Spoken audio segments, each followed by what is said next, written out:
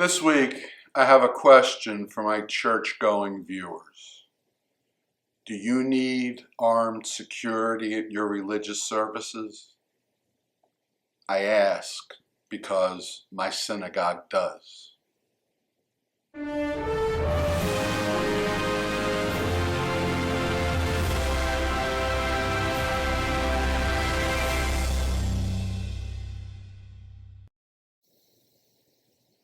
Shalom, my friends. Yes, for services, for Sunday school, social, educational programs, my congregation and the congregation that rents space in our building have uniformed, armed, off-duty local police officers on the premises.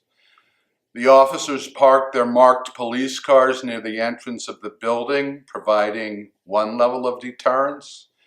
The officers themselves are in the lobby near the front doors, a second level of deterrence. Now, I don't want to give you the wrong impression. We are certainly not cowering with fear in our synagogue. The atmosphere is what it should be for each occasion, such as a festive feel on Shabbat, the Sabbath. People do not seem to be even slightly nervous, and over time, as we have gotten to know most of the officers, there's conversation with them, even joking with them. So if we're not afraid, why do we need? And the correct word really is need, not want. Why do we need armed police protection? The answer is simple. With the ongoing rise in anti-Semitic incidents, we would be foolish not to take preventative measures. Could there be some sort of attack against Jews in Carmel, Indiana? There could be one anywhere.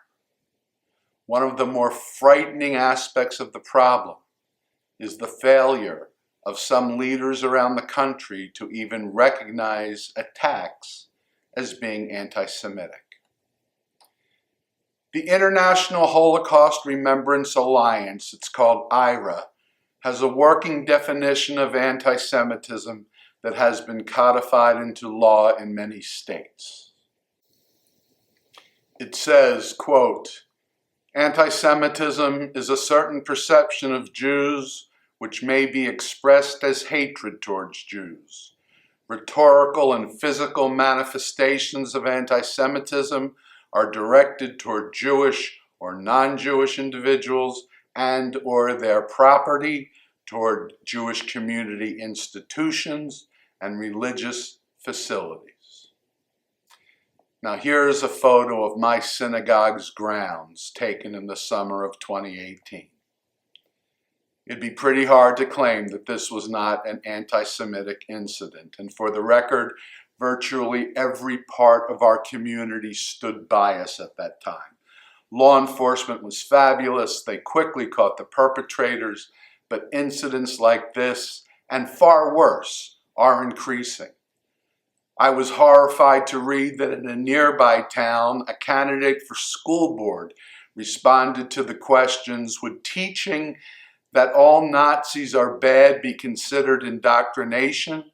His answer was saying all Nazis weren't bad as you specify. They did horrible things. They were in a group frenzy. Well, that explains it. And this problem does not only exist at the local level. Congresswoman Ilhan Omar insisted that the terrible recent demonstrations at Columbia University were anti-war, not anti-Jewish. This despite the chanting of slogans like "Death to the Jews" and others that used language far too vulgar for me to repeat here. Despite all this, I still insist that America is not systemically anti-Semitic.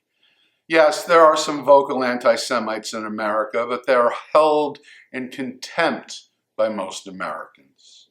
Nevertheless, it is undeniable that attacks against Jews and Jewish institutions are on the rise, so I call on you, my friends, my congregants, viewers with whom I correspond, and viewers with whom I have not had contact, stand up Speak out in the face of bigotry and hatred, not just against Jews, of course, but against anyone.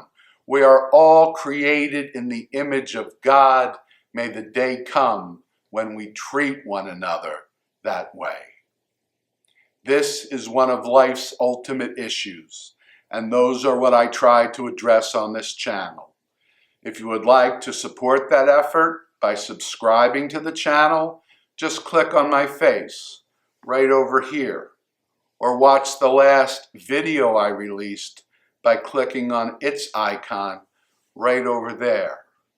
And as ever, until next time, Shabbat Shalom.